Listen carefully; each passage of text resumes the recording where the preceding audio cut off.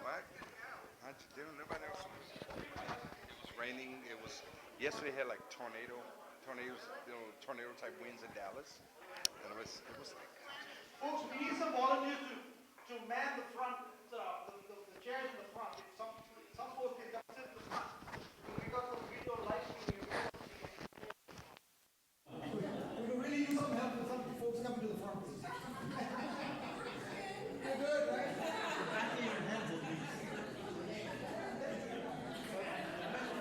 I guess we haven't incentivized that, right? Sweet gift card. No, just a request. All right. Sounds good.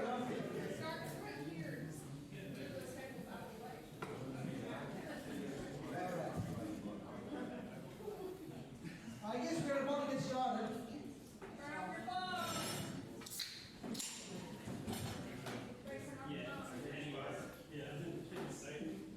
I just don't want to get people away. All right. My name's Peter Thomas. I'm with Blue Lance. And it's my honor to welcome you all to the Cyber Houston presentation today. Can I, just a show of hands, how many are here for the first time? Wow. 6 of them. There we have 6 to 7. Very good. Welcome. And so I'm going to just quickly go through a small presentation about what cyber solution is about. And then I'm going to bring Arvin here. He'll introduce himself. He's from ISACA, Capgemini. And he's going to introduce our speaker today. So without further ado, let me get started.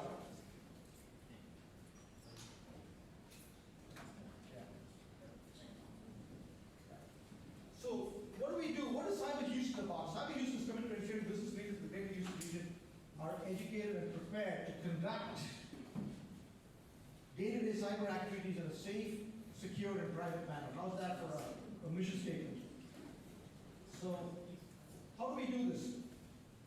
Well, primarily our goal is to really make connections. You're here to network, you're going to meet different individuals, experts, and it's all about providing high quality information, learning, and sharing. Sharing with organizations such as ISACA, InfraGard, ISSA, HIMSS, and SIM. And Cyber Houston is the first DHS recognized ISAR. Does anyone know what an ISAR is? Have you heard of ISARs? You probably heard it for those of you in the last presentation. But information sharing, it's all about sharing. It's an organization set up by the DHS for sharing information on cybersecurity. And they designated organizations that help with training as ISARs. And it's all about helping with spreading the knowledge. So you can follow us on Twitter at Cyber Houston and use Cyber Houston. So we meet every second Thursday of every month between 5 to 7. So you'll be seeing invites coming out of Adversarial for those of you. So that's what we promote. We meet here at this very location every second Thursday of every month. We have a raffle entry. For those of you that have not put your card into that, there's my colleague Michael. Michael, you want to just raise your hand, and he can probably get you a ball if you need to put a card in. Just let him know, and he'll get that. So there's a raffle drawing.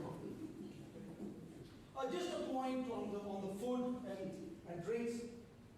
Please consume that within this room. Please don't take it out. We've had issues with, we've got some restrictions with the building, and they don't like us taking food out of the building. So as far as food is concerned, let's just consume that in this room.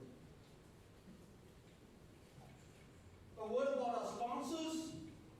We have ISACA, Representative Harvey, and he's going to have a few words shortly, but they're a sponsor, Robotic Process, and obviously my company, Blue Lance. We sponsor these events.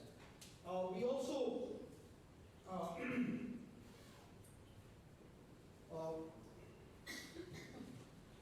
So these are the Cybersecurity Council. So we are actually creating a council. So the Cybersecurity Houston grew out of a group called out of the Greater Houston Partnership. And we've now evolved and we're trying to set up a community organization, and these are all the different communities that are involved with us. We have HCC, and there's Ravi Bombard, who's from HCC, who's helping us as well with live streaming this whole show today. And we have all these different partners that are coming together. We're going to be creating a board, a leadership council, which Umesh will be doing. Umesh is my boss, CEO of Blue Lands, and he had an engagement today that he could not miss, so I'm just filling in for him. But so he'll probably give you a good update on how this council is being formed, what it does, and its goals. He's watching. Oh, he's watching. He's watching. Very good. Hi, Mitch. Great. If you get to our website, the cyberhouston.org website, we have access to some resources if you need access. You know, the cybersecurity, the board of directors. This is a very good document for small and medium-sized companies if they want to just get an idea of what they should be looking for.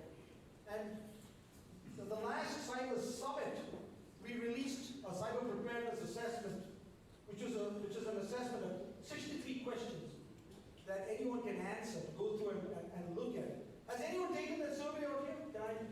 What do you think, man? I think it's great. It was great. Anyone else? Yeah, there. I know you. You are. It's awesome. It's the greatest thing in the world. Everyone should go online and do it right after we're done here. Well, I encourage everyone to please go check it out. It's a great tool to get a quick snapshot of where you are, a good understanding of your security posture. So that's just a great tool. And just to show you what that looks like, it's got these different categories: cyber hygiene, risk assessment. I'm sorry, this slide is not very clear, but we've got these different categories. You can expand it out, and it's just a bunch of questions that you can take, and you get a quick score. And based on that score, we'll tell you where you stand. And if you've got a fairly low score, talk to us, and we can help you with improving that. Yes, ma'am. The thing that I found about it is it gives you a pretty good idea of where you stand. It gives you a pretty good idea of where you stand in your own cybersecurity awareness, because some people are not aware of how vulnerable they are until they take this assessment. That's basically what it does. Thank you. That was a great angle for us. But the main issue is that, you know, for small to medium businesses, a lot of times we don't have the resources, you know, like the bigger organizations have. So this is it's a great starting point to find out where you are. Like, particularly the executive, they've got to just have an idea of where they are and understand the impact that cybersecurity has to the business. Okay. We have this is the 2019 Cyber Summit video. It's just a few minutes. I don't know how long is this, Shankar? I'm just going to play this just to give you an idea. We're starting to do the development for the summit next year, and so this is.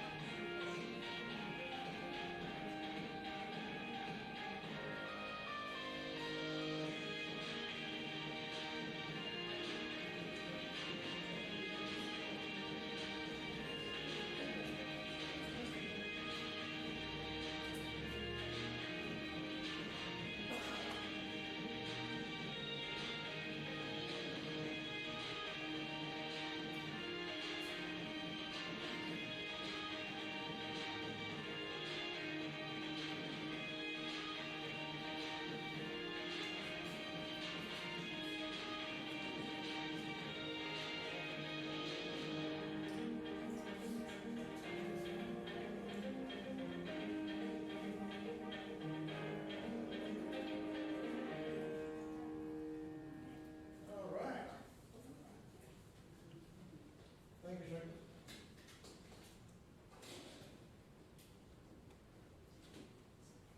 Okay, so now I'm going to actually bring Ari up to introduce our key speaker today. And Ari, if you could just join us. And Sure, thank you.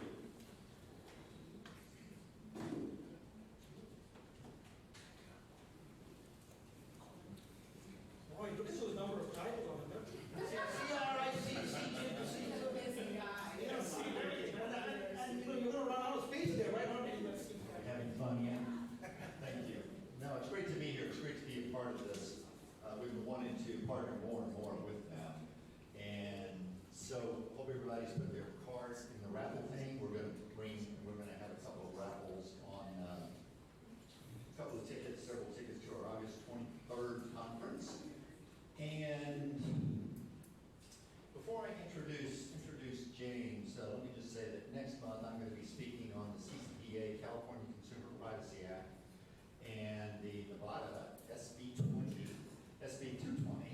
And it is interesting because that's going to be the first state law in the nation now, even before CCPA. What it's doing is it's targeting companies selling your data to Google, to Amazon, to good old Facebook. And you're going to be able to opt out of that. So we'll hear more about that. And I'm very glad our speaker was able to show up tonight, so I didn't have to give the talk tonight. So let me just mention a couple of people. Doug, raise your hand. So Doug is a past president of ISACA. He's really helping us out a lot, a good guy.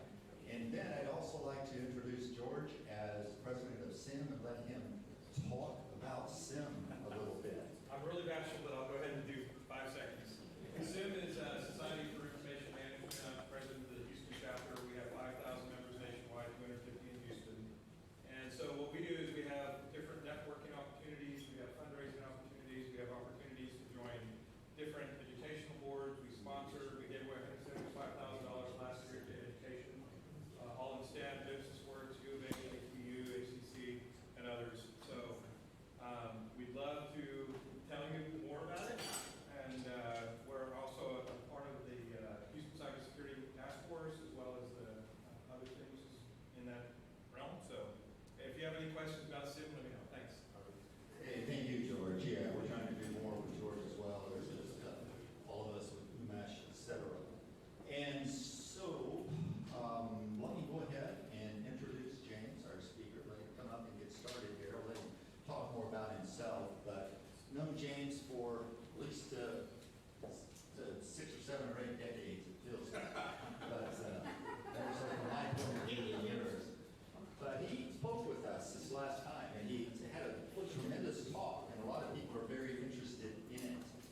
Talking about AI, and talking about AI as malware at times. I don't know if he's going to get into this from the standpoint of what I'm about to say, but there's a CTO for Gemalto, who's one of the leading encryption companies. They recently merged with Palace. And the CTO said that he actually made a prediction that this year a large company would fail because of AI malware. And so I hope that doesn't come true, but that tells you a little bit about the issues that are out there with that. Okay, ready to take it away? Thank you, appreciate you doing it. Thought it was great. You're ready. Give me a second, I'm going to put this back on right here.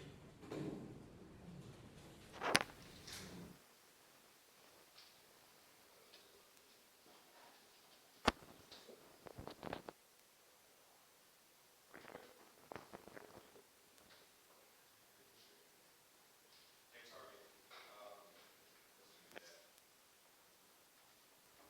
How many of you seen this presentation? No use. Good. That way, let's see this twice, so it's more. All right, you sent something in the back. Okay, good. So, just a little bit about myself.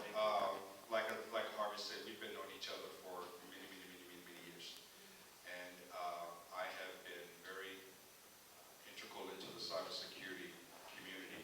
I've been a part of ISACA for many years as well. I have CEO, other CEOs don't like that. So I started reducing the acronyms until I don't have any. I have them, but I don't showcase them, right? But just been around the cybersecurity world a very, very long time. And about 4 or 5 years ago, we started getting into artificial intelligence and robotic process automation. Why? Because every organization, every C-suite guy was talking about automating. Why are they talking about automating? They were talking about automating because someone told them that they can reduce headcount by 40% and have an impact to the bottom line, right? And so we started talking about AI. So we developed a software company that developed software AI algorithms, AI-based algorithms that handles the entire business process. So any process, every process, we obviously there's an algorithm for it, and we would obviously develop that. So, but just a little about me. Like I said, I've been in this business a long time, and I've always wanted to start a software company. My wife was crazy and whacked out of my head to start it this late in my.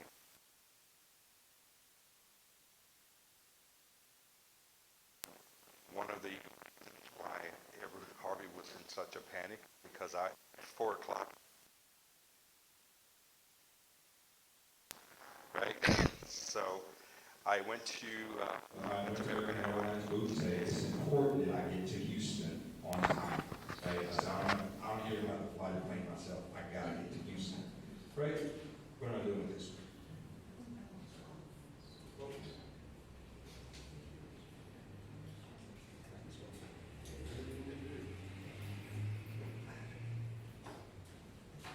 You're keeping us in suspense, Jim. Yes. You want me to recreate an algorithm for this too? So did you fly the plane with Sunday? No, I was actually hoping I could create an algorithm to fly the plane back here. So, but I'm glad I'm here because this is important. Not only from a business perspective, it's important from an education and awareness perspective. We hear a lot of C-suites. No one's talking about governance and ethics of AI, right? Amen. I got a witness, right? So I'm a cybersecurity guy, right? And I happened to partner with guys, and I hired some guys that knew artificial intelligence and all of that good stuff. But there's no way I can come out of the stall and create an AI-based company and not talk about cybersecurity, right? And so in this presentation today, we're going to talk about something that you probably have never heard about, or very few have heard about, and it's called adversarial AI, right? Adversarial AI. The simple terminology or the simple definition of adversarial AI is AI attacking AI, right? Hackers are getting smart. They're getting smarter. We're not the only ones that's using AI and RPA, robotic process automation, for our business processes. Hackers are also utilizing the same algorithms that we have, all of our training models. They're using those models against our environments. So AI is now, hackers are using AI, right? And so I said, if we're going to start a software company, I talked to my board of directors and I talked to all of my C-suite guys, and I said, listen, if we're going to start an AI company, then it's going to be secure, it's going to be ethical, right? There's no way I would do it. I won't put a dime into it unless it's secure and ethical. So we're going to talk about that a little bit today, all right? And again, if you have any questions, it's a little technical, but If you ask me a technical question, I'm not going to answer it. Because this deck was created with my CTO and my chief automation officer and data scientist. So if you ask me a technical question, I'm not going to answer it. Really? I'm going to take the question down. I'm going to get your business card. And again, I told the last group. we don't sell anything. We have conversations and discussions, right? Right? I'm not going to take, here's my philosophy, right? Because I sat where many of you have sat. I've been a CEO. I've sat in the president roles. I've been, cost center guy. And I hate it when sales reps call. Right? I hate it. You hate it? That's right. And so the thing is, when you say I'm not interested at this point, or when you say, I'm not interested, you know what they say? Not now. And so 6 months later, they call back again, right? And so again, one of those vows that I had is when I started my own software company, we would not sell anything. We would have discussions, right? And that discussion is going to discover ways that we can help you get to the next level, and that in itself will sell, right? Got an amen? Amen. We have a church in here today, y'all. I'm telling you, you're not gonna have no church at all Sunday.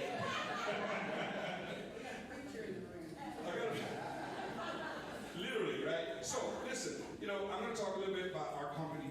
I'm not selling anything. I'm just going to talk about our company because, again, I want these guys to receive the proper respect that they've been given because we built a great company. We built a very unique company. And this company I'm very proud of because, we built it under the auspices of having a secure, automated technology, right?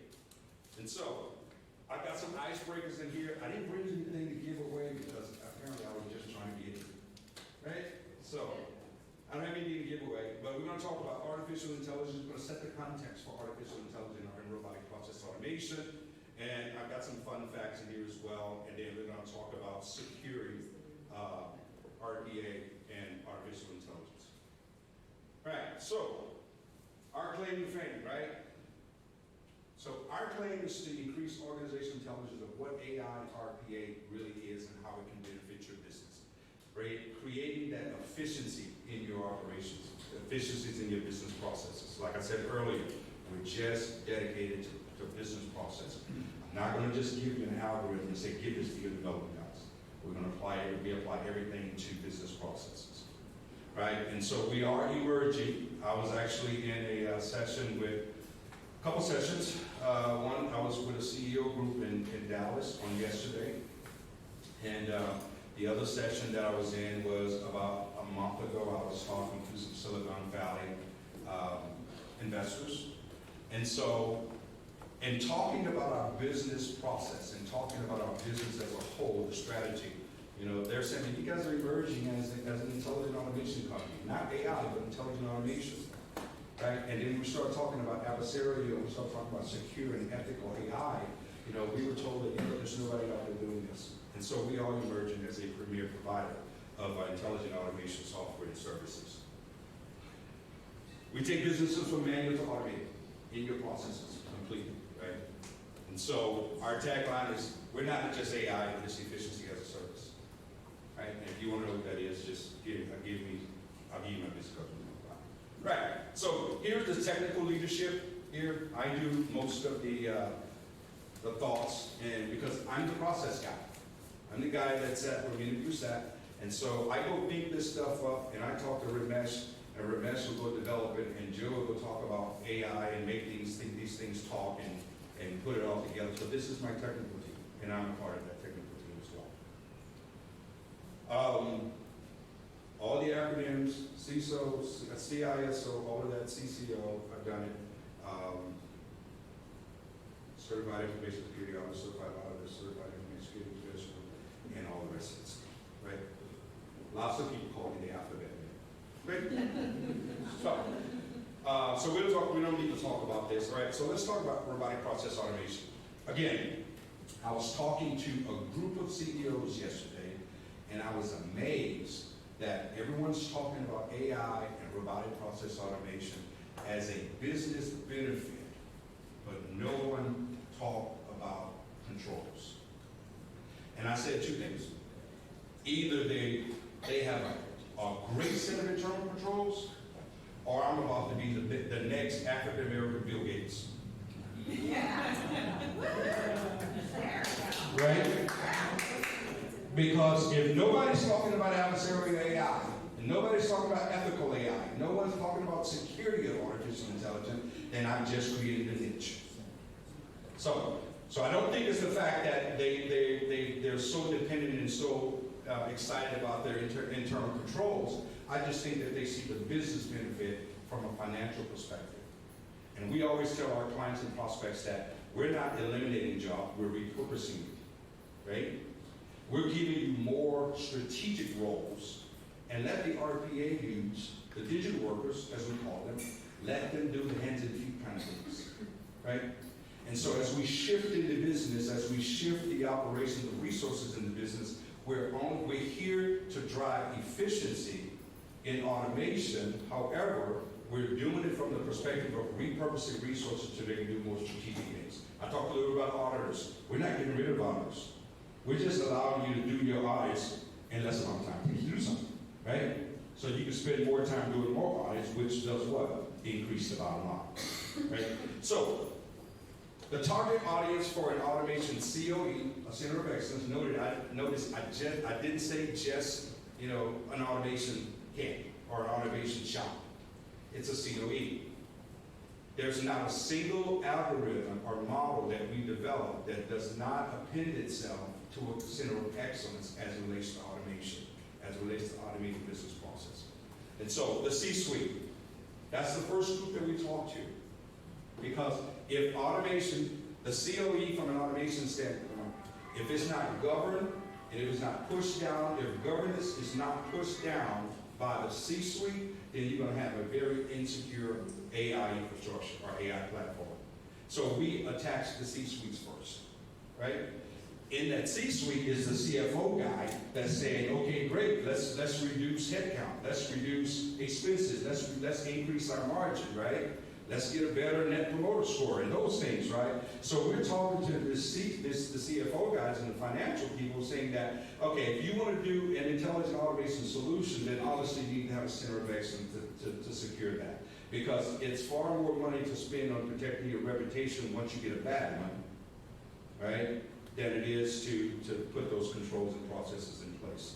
And again, the EA guys, the development guys, it's important, they're part of the COE, and then the infrastructure and security, right?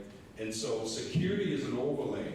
And just like we talk about secure dev apps and secure code development, same thing with AI, right? Because like I said earlier, the hackers are now using the same training models that we're using in order to attack us. And guess what? They can do it much faster now. They can do it under the auspices of a training model that you've already developed. They do it under the same masquerade there. And so you don't know, and there's no IPS solution that's going to catch it. Why? Because your training models are already put in place. Your models has been developed, your algorithms are in place. And so therefore, there's no IDS solution that's going to catch it unless you build that logic into your IDS solution. Okay? All right, so here's the automation journey.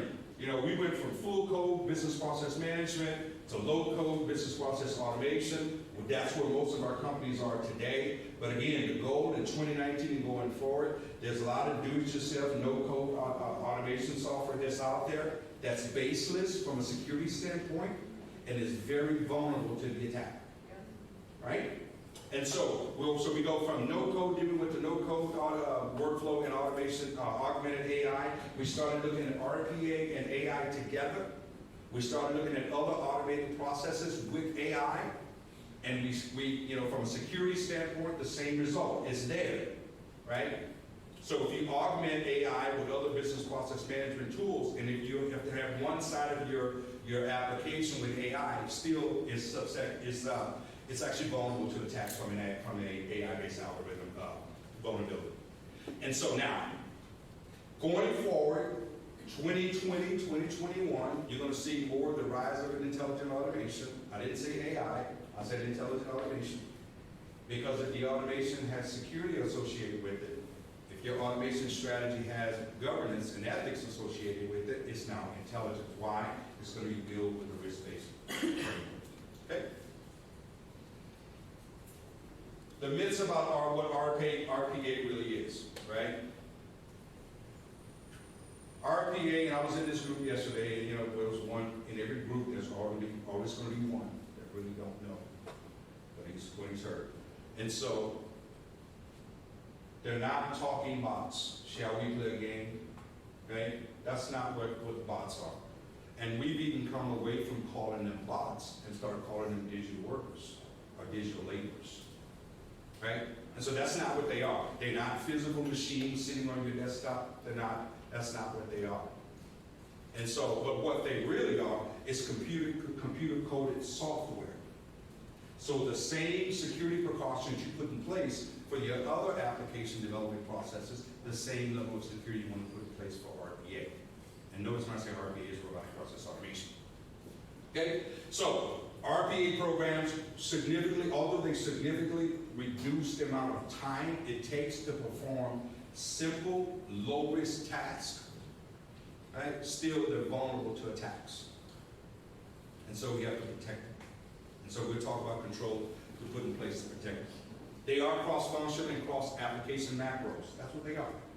Set of commands, set of sequences, set of macros, right? Many of you see your RPA doing what we call scraping, right? It goes, grabs a document, scrapes the document, puts the document in a database, and it knows how to format it and put it into perspective fields so that you have structured data, right? So it's one of those large macros that we utilize to do cross-functional tasks, right? So some of the things you can do is open emails, right? It can log into enterprise applications and so on and so forth, right? And follow the if-then decisions. So we can have simplistic RPA code, or we can have what we see in most of your financial institutions are deploying complex RPA code, right? The more complex, the more vulnerable, the more impact to the business. We're working with a client right now, I won't say who it is, and we've deployed 7,000 bots or digital workers in their environment. 7,000. So all these new development softwares that are coming out, I'm sorry? you know, this new development software Yes, that's ma'am. coming out from Windows over Mm-hmm. they are susceptible to this RPA. Absolutely. Most of these applications that you're seeing, SAP is working on RPA-based solutions. Oracle is working on them. So these millennials that are coming out, everyone that you talk to is deploying some form of RPA. And now as we get more smarter, we're seeing more AI-based software platforms as well. Sorry? It's insane. Is it insane? Yes, it is. It makes my head hurt. Don't say that. It makes my head hurt. I took all of my savings and put it in this. Don't tell me it's insane. I'm not saying this is insane. No. I'm saying what's happening is insane. The fact that you have to deal with it Yes. is fantastic. Yeah. But the fact that it happens is like, oh my God. It's like, oh, because I'm dealing with it too. Yes. And it's like, oh, it just makes my head hurt. Yeah, I mean, everyone's talking about it, and ladies and gentlemen, it's not going to go away. No, it's not. It's not. It's just going to keep on It's happening. going to keep going, keep going, keep going. It's going to, I mean, rest assured, you know, and I'm going to talk about something here in my deck that's called cognitive RPA, Oh, right? God. So I've got some other terminology here as well. And so, but again, when someone says, you know, from an audit standpoint, from a management standpoint, somebody says RPA, you know what RPA is and what it is not, right? It's not that talking, walking robot that goes up and down the hallway and say, what do you want for lunch today? That's not what it is, right? All right, so now, the Blue Prism coined a term called ROM, which is the Robotic Operating Model, right? And so we took the ROM and we said, in order to have a successful and secure ROM, you must have these elements, right? This is a part of our COE that we've created. And so the most important thing here is an RPA strategy. The next most important thing is governance and security. I really don't care about nothing else, right? Because if the strategy and the governance and security, if they're not in place, you have no delivery methodology because it's flawed, right? It's insecure, and it's going to hurt your business more than it's going to help you, right? Technology, flawed technology is no good to the business, right? And so the most important thing here is from an RPA COE and from a robotic operating model is strategy and governance and security. I'm going to talk a little bit about that. So now, this is the maturity model. This is where we are today, with the exception of some of those financial institutions. And this is I love to take credit for this slide, but Blue Prism did it. But most of the organization, and we're telling companies, think digital workers. Think digital labor. Right? Don't call them bots. Because that scares your customers off. Right? I sat before a bank and I said, you know, you're calling these things bots. I hope I don't give the name of the bank away by saying this. And with the latest press release, you probably shouldn't say that your processes are being controlled and run by bots. You should probably use another right? So you didn't figure it out, put it there. I'm sorry. And so most of our organizations are in the initialization phases, right? And the maturity levels. They're establishing capability. They're looking at business processes and they're saying which business process or which task can we automate using RPA, not AI, RPA. And so we're in that phase of defining what those processes are. Right? Now, where do we want to get to? Right? I would be happy in the next year or two if we start industrializing RPA, or digital work, or digital labor. What do I mean by industrializing? Replicate some of the same business processes that we have today, but using automation. Identifying the risk and the materiality of those processes and making a conscientious business decision on which one of these do we trust. Now, are we going to trust high-dollar payment applications with RPA today? That's not the recommendation that we're giving our clients. We're not there yet, right? I would not want my bank running all of my high-dollar payment transactions with RPA. I wouldn't want that. Because we don't have the maturity yet. As a business society, we're just thinking about the benefits. We're not thinking about all the things that it takes in order to make a secure environment. Right? If I'm wrong, you guys can just tell me, bro, shit, you stop lying. Right? So, but again, I would like to get to the point where we're showcasing process automation, the successes of it. And we've already got a repertoire of processes that we've already proven that are successful. For example, we've proven to a couple of industries that we can take the whole process of ingesting regulatory context and corpus, ingesting that anywhere from 136 pages all the way to 5,000 pages of regulatory text. And those corpuses, we found a way to ingest that and then use natural language processing in order to pick out the text, the shall, the must, and you will, and you have to do these kind of things, and create a set of controls in order to comply with those regulatory requirements. Right? That's where we are today.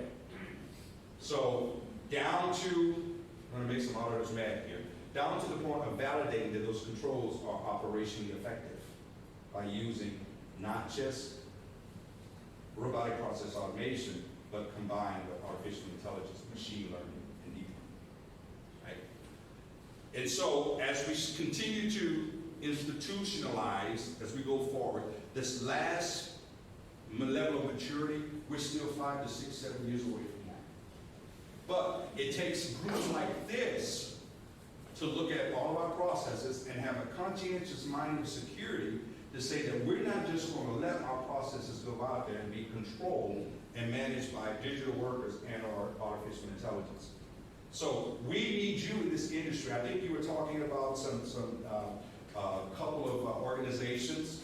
You know, we want to be a part of that because, you know, we're not seeing typical and traditional cybersecurity anymore. We're not seeing that. We're seeing simulated attacks. Right? And I was talking to Corey Thomas, a really good friend of mine from Rapid 7, and we were talking about implementing RPA and AI with his scanners, the Metasploit as well as the Insights module, right? So we're talking about simulated RPA, simulated cybersecurity processes, DOP, vector machine learning, semantic spoilers is all, has machine learning already incorporated into it. So we start talking about these million applications. And so even from a security standpoint, so we need these types of forums and these sessions in order to substantiate, the importance of security and ethical AI and RPA, robotic process automation. So any questions on here?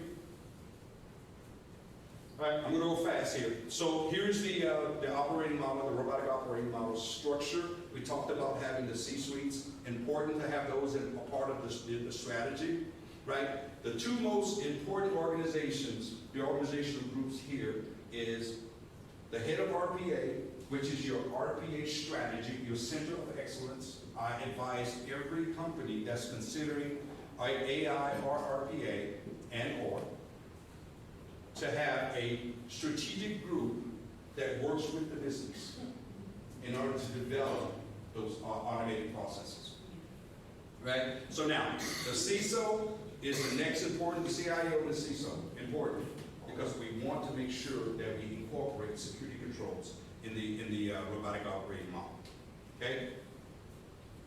Now, resources, policies, I think, Harvey, we were talking about this before, is around the policies, there's two types of policies when we talk about RPA.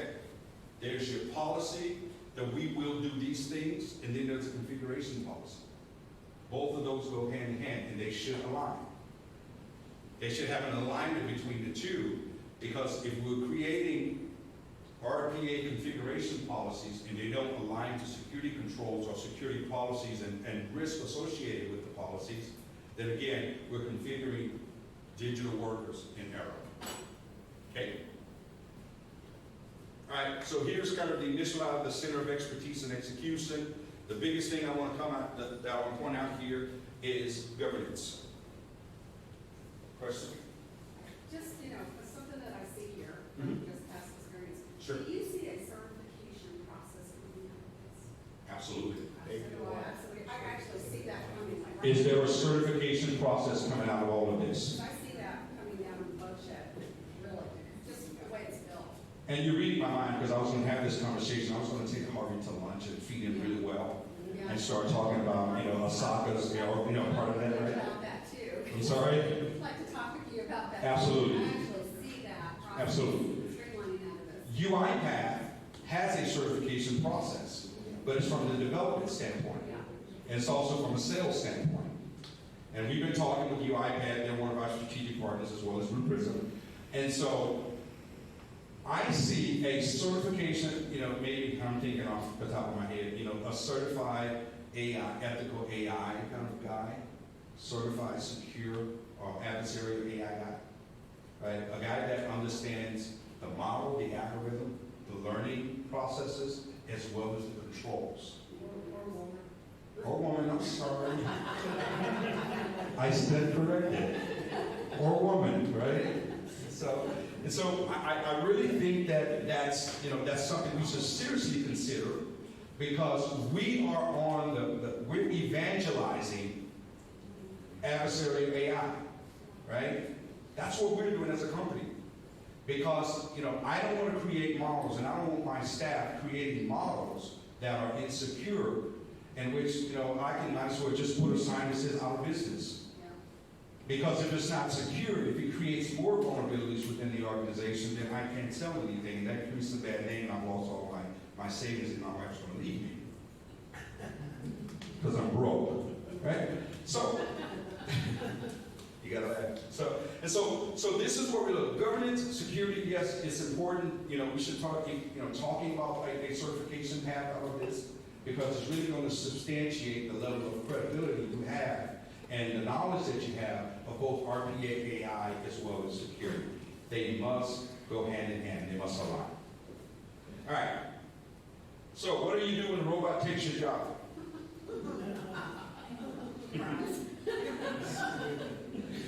The only problem here is that you don't see the model. I don't know how you're going to stump the printer, because unless you want to go find some GPUs that's sitting in some data center somewhere, or a TPU, you can probably get those. The other thing is, talk about machine learning. How do you know when you have enough data? Just keep piling it on until it starts looking good. Eventually, the more data you get, the better it's going to look, right? So that's what it's all about. Structured, unstructured, we don't care. Just keep piling that data on, right? And then we'll start making excuses in the industry. You know what? Just give us some more data. Have we come with the right solution yet? Not yet. Just give us some more data, right? And so, no, this is funny here. So I thought this was very cute. All right, so let's look at AI for a second. What do you think artificial intelligence is? Let's just take a vote here. I mean, let's get interactive. What do you think AI is? You in the last session. Not fair. I'm not saying that, I'm gonna sit here. What do you think? I think we're a long way away from truth. You think we're a long way from? And I agree with you. The stuff we're doing today is, I've got a guy that, it's amazing what he thinks, right? So, we're a long way from it, so that's a good attribute, right? So what do you really think AI is? I saw something on the Johnny Carson show where they brought up this robot that is actually having a conversation with a female robot and freaked him out. And everybody thought that was AI. That's not AI. That's robotic process automation. Exactly. Right? That's not AI, Not but AI. some people think that's AI. Yeah. But we are a very long way from. We're a long way from AI, We right? really are. Because we are still depending on robotic process automation and BPM processes, right? And so we're calling that AI, and that's not AI. Yeah, until we Harvey? reach- So tell us what AI is. until we That's my cue to keep going, right? So, Until we reach singularity, all right. we don't get to AI. So here's what we're seeing today as the definition of AI. And when you say, what is AI? They say, oh, it's computer systems that can mimic the mind and perform tasks that would be normally require human intelligence, right? We're seeing that. And so guess what that equates to? The car that's driving, the driverless car, the humanless car, that's not AI No, either, it's not. right? Because you still have to train them all. It's reaching singularity. Exactly, go ahead. I tell you what, I was a philosophy major in college, don't get it listening. But true intelligence is self-awareness. Yeah. If you're not self-aware, You you're got not it. intelligent. It's You- reaching singularity. You got it. It's mimicking the mind of a human being, giving it the ability to adjust to variables. Right? When you have a training model out there, it's just, remember we talked about all that data? It's just training on that data, right? It's pulling that data, understanding the patterns of that data, and we see it, you know what, it's not new either. How many of you got a DOP system in your environment? Right? We've been understanding data pattern, we've been doing rationalization of data all this time. So it's really the true sense of AI, we're not there yet. And so we're gonna get there, right? So here's some of the stuff that you see AI, you see the driverless cars, and the driverless cars are just simply looking at shapes and patterns. If it's, for example, if it sees a stop sign, it understands it's a red stop sign with right lettering and the shape that it is. The minute you take an algorithm, an adversarial AI, and we disfigure in the code what that shape is, guess what that car's going to do? Go right through that red light, or right through the stop sign, right? Yeah, now if the car is able to make its own decision. It can't.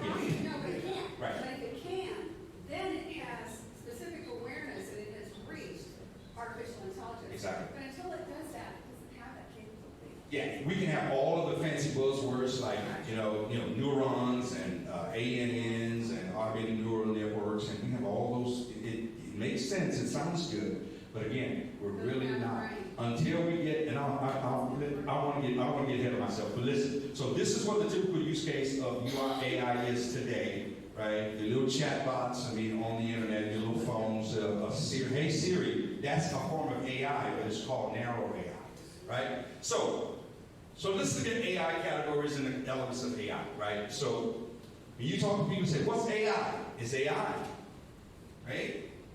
Well, what's machine learning? It's machine learning. What's deep learning? It's deep learning. Well, no. Machine learning and deep learning are components of AI, right? AI is nothing out there. It takes machine learning and deep learning and automated neural networks, ANNs, to create AI, right? And when you lump all this stuff in with is a philosophy major, right? So like you're saying, it's true. So with machine learning, a lot of stuff we're seeing today is machine learning. Well, guess what? Machine learning needs data. It has to have data. The more data you get, the more precise the machine learning models get. The more higher the score is for the machine learning model. Right? So it learns data over time. It looks at data, prepares the data. Is the data structured? Is it unstructured? Understands the data. What's the pattern of the data? And continues to learn the data. Data, learns it, right? And so until it gets to the point we call data modeling. So it's now looking at data, modeling that data, rationalizing that data, monetizing the data.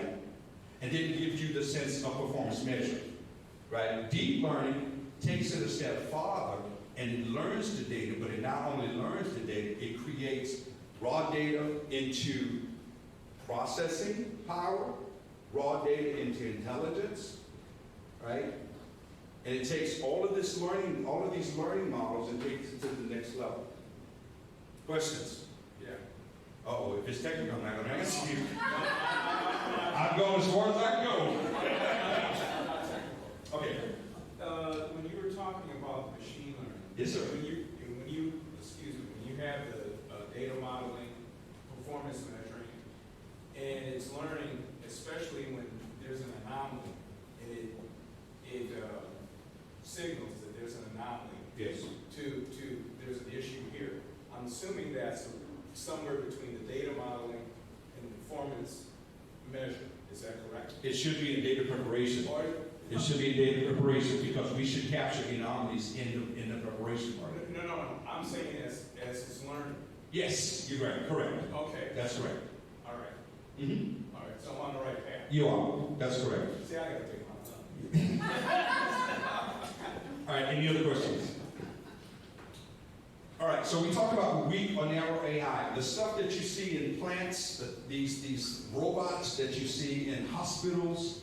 I was working with, I think I can say this, United Healthcare, and before I started Automation, I was working with United Healthcare, putting all the security algorithms in their humorless nurse, that little nurse that goes along the hallways, dispensing medication, right? And so we secured that. And this is when I first started talking about adversarial AI, because I found vulnerabilities in that particular robot, right? And we actually put together mitigating controls to prevent those vulnerabilities from becoming an actual risk or issue. And so when you see those types of things, that's weak and narrow AI. It's very weak and very narrow. It has to be programmed. Like if you take good old Amazon, right? Take Amazon, they have all these robots pushing these things through, and the minute you get a box that does not belong or there's a variable, the robot says, what do I do? Right? And so when we start talking about narrow AI, that's what you see there. Siri is narrow AI. You have to train her, or him, whatever it is. Right? So, strong AI is that guy. Right? To be able to take and to be able to think and act just like a human. There's lots of smart people in here. And so as soon as you have a variation of an activity, your mind clicks into it and goes into the neuron, which is a part of the automated neural network within your mind, and says, I've got a variation here. What do I do? And so because we're so intelligent, then we think about the most intelligent thing to do in order to address that variable, right? This is what we call strong AI, right? Or automated neural networks. Or you're going to start hearing things like cognitive AI, cognitive RPA, right? And so this is what today's RPA environment looks like. You know, some robots out there, and they have it here. So this is what we're working at, and what i3Mation is working at. We're getting rid of these guys. We're getting rid of the bots, all the digital workers, and come up with that true AI, right? We're coming up with true AI, but it's an incremental process where we're going to learn from the bots, we're going to learn from our machine learning models, and then we're going to slowly remove the bots out, and we're going to start training our models to do intelligent-based variations and actions against those variables, right? So we'll be training the models and getting more models. So I think Google has a model out there called TensorFlow. That's getting very, very, very close to where we are. And so we're actually working with Google in order to make our models a bit more intelligent, to get to true AI. But you'll start seeing these guys go away. But this is what you see in most organizations. They have a combination of RPA, digital workers, and AI. Very little AI, TensorFlow. Right? Very little AI, but lots of RPA. Right? So the model here is to start getting rid of all of these little digital workers. Right? So here's some fun facts again. The real data, what happens in a minute? Netflix has 70,000 hours watched of videos. Right, that's some, you know, I know, right? That one was so fun. All right, so adversary AI. So adversary AI is malicious input. We're talking, and just simplistically put it, is AI attacking AI. Hackers are using our same models against us, right? And so we need to come up with a set of countermeasures in order to circumvent some of these attacks, or to handle the risk associated with these attacks, right? And so there's new varieties of attacks that's coming every day, right? So they were impossible, you have to depend on human interaction, but that's not possible anymore, right? That's not the case anymore, right? We are training our models to think like hackers. And hackers are training models to understand the variations, to be able to detect your IPS systems, and once it gets there, to redirect, do some other things to confuse your IPS systems. Same thing with your solutions around data loss prevention. It can actually fake the patterns that you have with your DLP tools.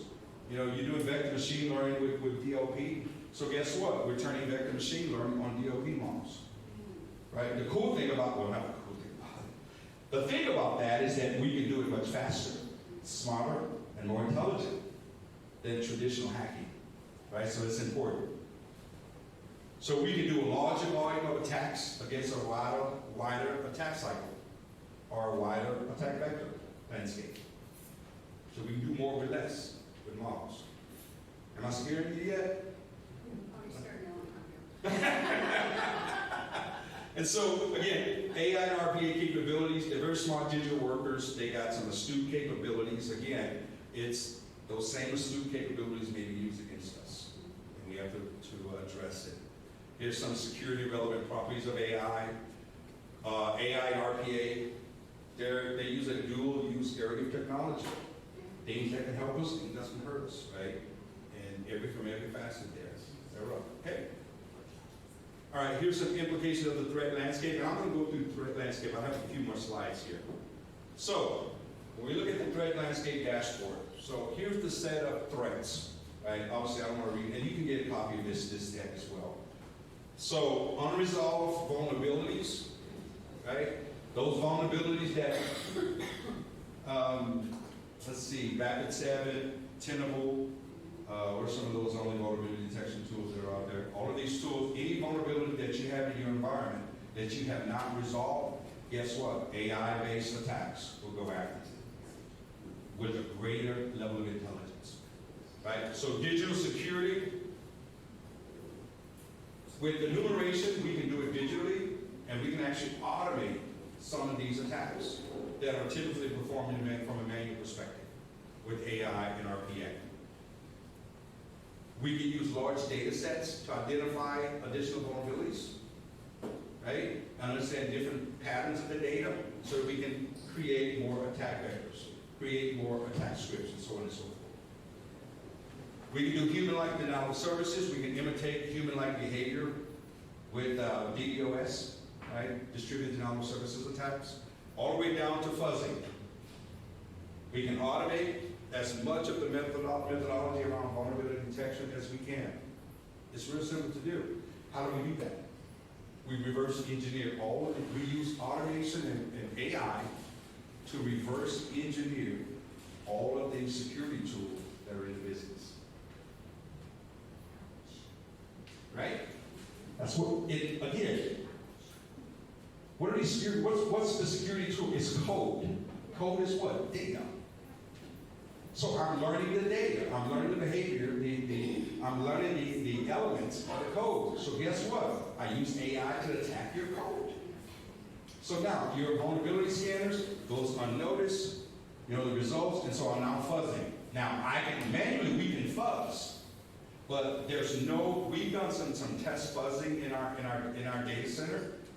I mean, it just blew the mind of me when I saw how fast we can perform fuzzing against a typical vulnerability tool, or a scanner, or DLP solution. Right? So the risk You have poor governance and lack of ethical AI, right? If you have, we need to start learning how to do risk identification, assessment, and management of AI-based attacks, right? And so we're actually writing white papers on how to do that. Because most people don't understand the technology, so it's hard for them to identify the risk. And that's why forums like this is important for us, right? So the governance models understand the risk, identify the risk, understand the vulnerabilities, identify the vulnerabilities, manage the risk, manage the vulnerabilities, come up with a solution that's part of your RPA AI's Center of Excellence strategy in order to produce an ethical and secure AI system. That's just what that's about. All right, so some of the expected controls, a well-defined AI RPA ecosystem. A well-defined RPA AI ecosystem is one that has intelligence, is risk-aware, is controls-based, right? There's so many organizations that are deploying AI without a single cybersecurity control. Bots have identities. Some do, some don't. But they don't have bots are actually being deployed, performing privileged user functions without an identity and a privileged user control. We see it every day. I want my bot to do the same thing my system administration do. But you want that with speed with no controls. So it's important to realize that you have to have both. So all of these preventive and detective controls are important. All your AI and RPA algorithms should be tested for vulnerabilities. You test your SAP system, test your algorithms. Oh, how do I do that? I knew that. How do we do that? Right? Test the algorithms. Call your developer and say, hey, we want to run vulnerability scanner. We want to run vulnerability testing against our algorithms. Or we want to do better than that. We want to use AI to learn the patterns over time so that we can do an AI-based vulnerability detection strategy to deploy those. Right? That's key. All right, so every digital labor and AI system or platform should have a strategy. One that has certification. Certify the access controls, certify the operations of the automation solution, and create a comprehensive certification process. It's needed. It's important. Right? It has to happen. Right? So proper authentication controls. Don't just let your digital worker just go out without any type of authentication. The same authentication controls you put on a human being are the same level that you're going to put on a particular digital worker or a model. Governance, important. An identity and access management solution. Need to have one. You can put that. You don't need. You never know. I was talking to a customer, a prospect, and believe it or not, they didn't think that digital workers or an algorithm needed an identity and access management strategy. They just thought that they ran in the background like other applications. And I was just floored. Right? Again, one of the slides I had over there, it says, think digital worker. Think digital worker. That's all these guys are, or these ladies, or these models. The digital workers. You just can't see them. Right? So, provisioning. You auditors are going to love this, right? Us auditors, right? So, near real-time automated provisioning. Right? Not only is it, we're talking about provisioning, but remove the access of the digital worker just as quickly as you would a human being. Our processes are not changing.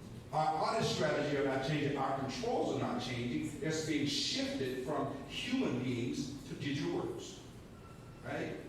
I haven't seen a single, other than algorithm testing and AI attacking AI, the controls are still similar. Treat these little things, right?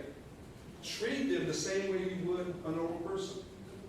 Because they have the same capability of a human being that's working in the organization, and they have the same capability as security guys or hackers. Same thing, right? Authorization, give them proper authorization. Just don't give them open access, right? They need to be implemented. You know, just, oh, it's a digital worker. Give them whatever they want. Let them do whatever they need to do. Wrong, wrong. Because I've seen in our labs where digital workers can be misconfigured and they go crazy. So are you going to trust a digital worker or an algorithm that has the tendency and has the capability of going crazy without a level of authorization in your environment? So at least that's the least of the controls that you can put in place in order to protect your environment, right? But organizations don't see that because all they see is I can reduce headcount by 50%, right? And the last one is deprovision. Get rid of these things as quick as you can put them in, right? All right, so here's the center of excellence. This is an I-cremation kind of thing, right? So when we go into organizations, we detail them that it is not just one center of excellence. Each one of these COEs stand on their own, right? You have to have an intelligent automation COE. It's important, right? This is really your ecosystem and your governance model, right? And the two things here is cybersecurity, data protection, and GRC. You're gonna, I'm not almost said it. Let's just say that working with the proper individuals, you're going to start seeing more and more AI-based GRC systems in the near future. Right? What's the problem today? Too many manual workflows. Click, click, click, click, click, click, click, click, click, click. Right? Causing human error. Right? Oh, So I'm sorry? that's if they actually follow the workflow. I hope you don't spend millions of dollars on metric stream and not actually follow the workflow. So, but no, seriously, because I'm a GRC dude, right? So I'm thinking, how do we increase the effectiveness? And Michael Rasmussen and I had this conversation over dinner about 3 or 4 months ago. And if we're going to have effective controls within a GRC system, at least we can do is remove much of the needed manual efforts.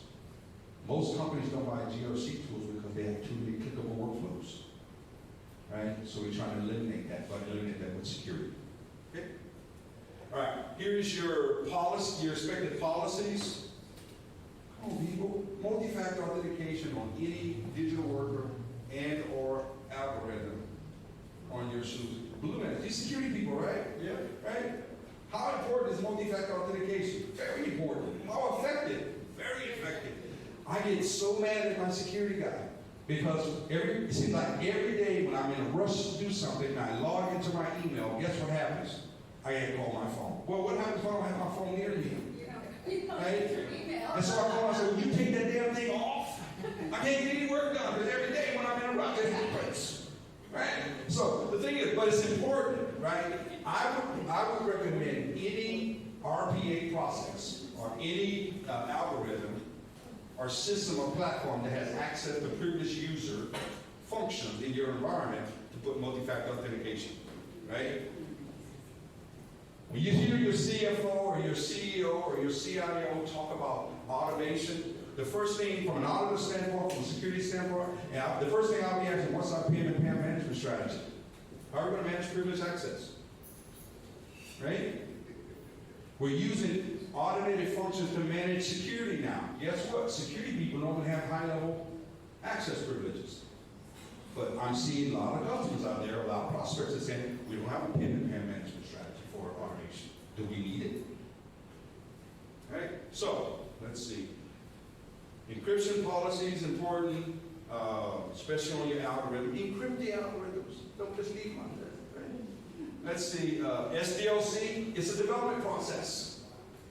Right? Have an SDLC policy because you're developing algorithms. Let's see. Development and understand follow configuration setting policy. Okay, from security policy. All right. So, do I still have an amen? Amen. All right. I just want to check and see if we have. All right. So here's the thing here. right? So more data deserves deeper insights, right? And so our model is you've got data from yesterday, data from today, and data from tomorrow, and forevermore, right? And so we've got all of these algorithms, these models out there, putting it, managing this data, right? So we have to secure this queue so that this data is effective, right? Because if this is not secure, the model in here, the queue is not secure, I wouldn't trust that data. Like I said, bots can lose their minds. They can go crazy, right? If they're not tested in a lab before promoting them into production, they could be flawed, right? So, questions? By the way, that's not a bot. All right, any questions? I do have a question. Yes, ma'am. I'm very fascinated by this whole fourth industrial revolution and the Internet of Things and RPA and artificial intelligence, all these things. And as internal auditors, when we go to a lot of different trainings, they keep saying these new skills will become obsolete. And that's all I'm hearing. And so I try to say, well, how can I learn the skill to audit it whenever it rears its head in our organization? How can I be prepared? How can I get ahead of the curve? And she asked about, thank you. She asked about, is there any type of certification coming? And you said, yes, I definitely do see that. But as for right now, I've been looking and trying to figure out, it's just that there are like boot camps out there and none of them are really certified or regulated. And then, I don't really want to go to school to become a data scientist. It's like, I know, but I don't know where to start to be able to audit this. Yeah. And another thing is I can't really gauge how fast it's catching on. Like, is my job going to be obsolete in 3 years? Do I have 15 years or 20 years? So I just want you to weigh in on that and give me some advice on I would say you got at least 10. for another 25. This isn't great. I'd say you got at least 10, right? But no, seriously, it's a repurposing of the resources. Yeah. That's what it is. Because, let me address the first question. Yeah. There's nothing out there. That's why we came up with this. Okay. Right? Adversary Ai. It was a concept that was being tossed around by some guys at Carnegie Mellon, but they were talking adversary AI for the government. Okay. There's military. Nothing in corporate America. Right now. And so when I sat in that session about 10 years ago in London, and no, about 5 or 6 years ago in London, I said, you know what? This might be a great business model. Yeah. Because I'm a security guy. That's my roots. Is on cybersecurity, risk management, and internal audit. Right? And so to take and by the way, everybody I know now is an AI. Right? Obviously. And it's, no offense, but it's a very sexy terminology Right now. right now. Right? And I see that for the next 10, 15 years. Okay. Now, you won't be out of job. Okay. Because Thank even you. though, listen, our risk managers will not let us, go implement AI and not identify this as a high risk area. It's risky. Right. It's technology that is risky, right? And so I would say that just forums like this, and obviously go to our website. We have lots of stuff out there that we talk about Adversary AI because we're evangelizing this stuff. Okay. And we're trying to be the leaders of this because of our backgrounds, right? And so we'll have more information, more sessions like this to come about. But other than that, I wouldn't worry about my job. Just stay abreast. Just stay on top. Stay on top of it. You need to know, because you need to know the elements. And I put a lot of data in this slide deck that you really know what those elements are to understand the risk associated with them. Okay. Now, the other thing is working with your AI people and say, you must deploy these control objectives. Okay. Let them come up with the control activity, but you give them the control objective. Okay. Right? Test it. Same control objectives you have right now. ITGCs or other IT Exactly. areas. Exactly. Okay. Right? I think my time is up. That's okay, no, keep going. You have a question? Yeah, sure. Question for James. James, a couple of years ago, I think, there was a news article about Facebook bots going haywire. They had this lab that bots just decided to do their own thing, and they tried to shut it down. I was wondering if you could just talk about that for a second. What exactly happened? Cut cameras. No, seriously, the bots did go crazy, right? But whether Facebook would admit it or not, I personally think that there was some adversary AI happening, and they were still trying to figure it out because no one's talking countermeasures to adversary AI, right? But it's still a probability that your bots can be misconfigured. If you don't test them, they could go crazy. And Facebook is such a high growth entity, there's the propensity of them not testing it all and may have had this issue come up. And they're not the only organization, right? You know, I know some other organizations that just decided to go full with bots and all of a sudden now they have issues. But that's my perspective in knowing this technology very well. It's the propensity of those bots haven't been fully tested, and you know they when you put them in another environment, again, bots don't understand variations. So you say do this, this, and this, and that, and you have another application that's working with that, and then the bots don't know how to work with the interact with the variations of those workflows. Could go crazy. The thing about bots is saying, what am I supposed to do? I wasn't programmed this, so what I'm going to do? I'm going to do what I think I should do. There you go. Yeah, it's intelligence. Okay. You have a question? You're done? I'm done. I'm good. You have a question? Okay. So, can you tell us thank you. Can you tell us a quick horror story where somebody was working with what you're talking about here, whatever you want to call it, and they ignored privacy? Yes. Right. All right, I get it. Here's a financial institution, global financial institution, deployed an AI model to handle all of their KYC processes. Know your customer processes, right? And so what happened was the algorithm was put in place without proper testing and proper integration. And so instead of protecting the data, instead of putting in the proper KYC protocols, it exposed them to an external organization, which was a business partner. Ouch. Thankfully, it was a business partner, right? And so, again, if I'm doing KYC, know your customer, and I know that my customer data is all either PII or GDPR-based PII, if you want to call it that, right? So it impacts privacy. So as soon as it gets exposed, I have GDPR issues, I got privacy issues, right? And so there's a lot of protection being done by bank risk managers, and because the other thing is around this, with this same particular financial institution, you know, if you look at some of the, you just Google some of the AI and financial institutions, you get it all. But the thing is that we're seeing that most bank risk managers are saying this is more of a compliance vulnerability than anything else. Compliance from a privacy standpoint, compliance from a reporting standpoint, transaction reporting standpoint, right? So if we don't configure these bots to comply with the GDPRs, that's what we do. We have to configure them, right? Put the logic in it.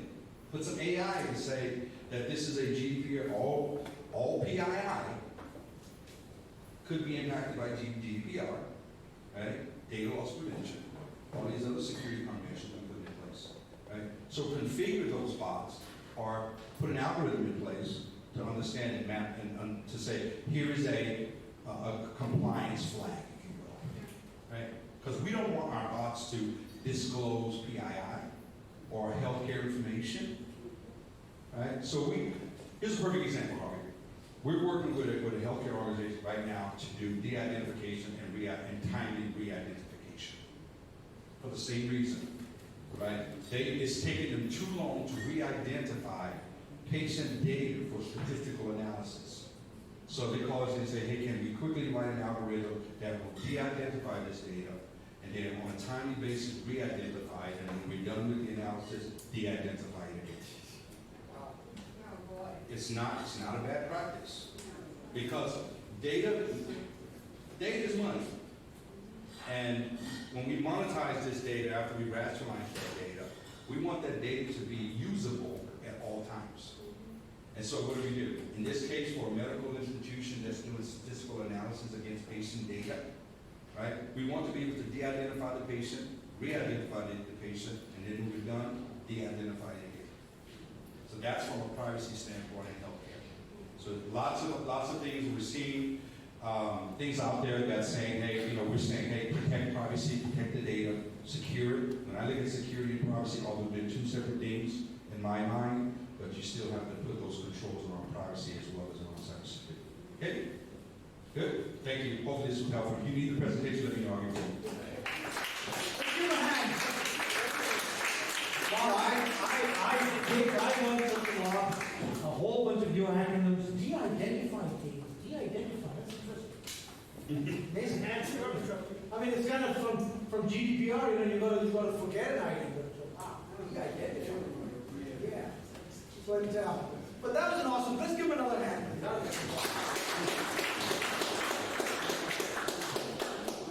So we're here to do our drawing, and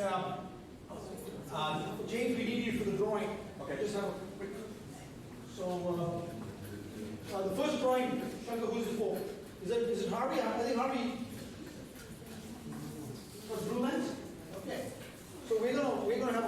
Oh, there you are. I don't know. Harvey. You want to do your? Sorry, I was recruiting a soccer member. Absolutely. There you are. So what are we doing? So we're doing a drawing. Yeah. You want to just talk about the drawing? Sure. So I would like to give away 3 passes, memberships, not passes, but yes, passes to our August 23rd conference. It's going to be an annual general meeting and also kind of a one-day conference. I think it's all day on audit, security, and privacy. And that light is bright. So, all right, are you going to do the drawing? Excellent. Why don't you let me see it? Thank you, sir. And the answer is Renee Long. Leon Long. Leon, he's gone. He's gone. All right, next person. Let's get a little AI to help me. There you are. David Quackenbush. He's already left.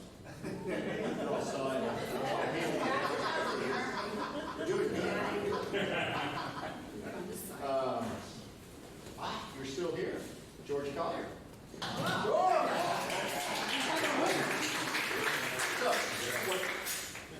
So what you need to do is make sure you give me a business card if you did. He needs to come up here and get a picture. Well, we need to get a picture for us. Come on. And James, also, if you could join us for a second.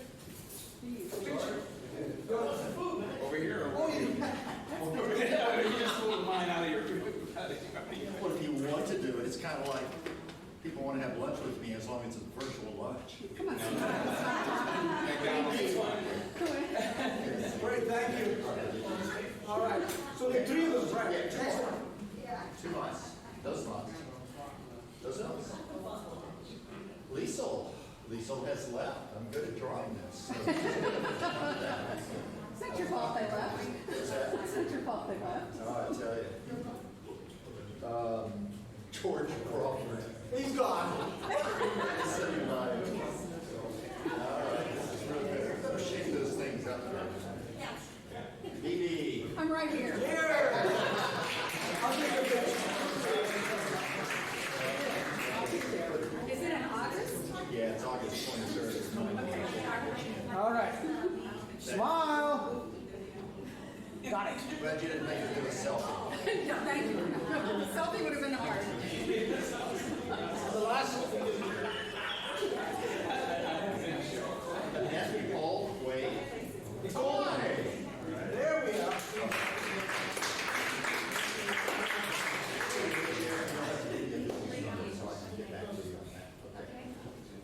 Just a picture.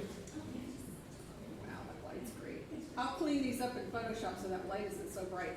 Okay, before I I've send always them to been you. wanting to be cleaned up. So thank you. Thank you guys. Appreciate it. Thank you. Thank you, Robin. Appreciate it.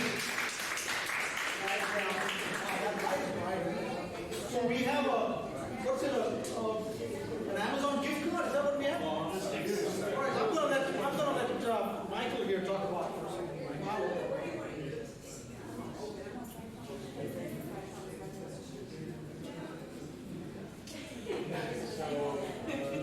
No selling going on here, but I wanted to try out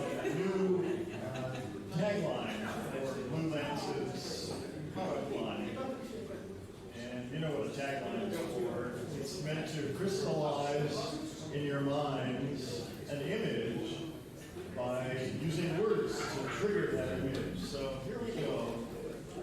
What does Blue Lens have and provide? It has a comprehensive end-to-end internal security controls assessment, remediation, monitoring, alerting, auditing, and compliance management software solution. Does that trigger words for you all? Or trigger images anyway? Well, okay. So let's get on with the drawing. So you hold that, Alvaro. There we go. And this is for a $25 gift card. Is that correct? That is correct. Let's see who we have here. Diana Moino. Diana. Hi, Diana. Can you take a picture? All right. Here we go. And between us. Yeah. Okay. Here we go. I tell you what, can you move over this way a little bit, because that light, that's perfect. Thank you. That's a pretty good two-step. One more. Thank you. Thank you. Thank you. Awesome. There's your gift card. Thank you everyone for coming, and remember the next our next session is for the next month, second Tuesday, second Thursday of the month. So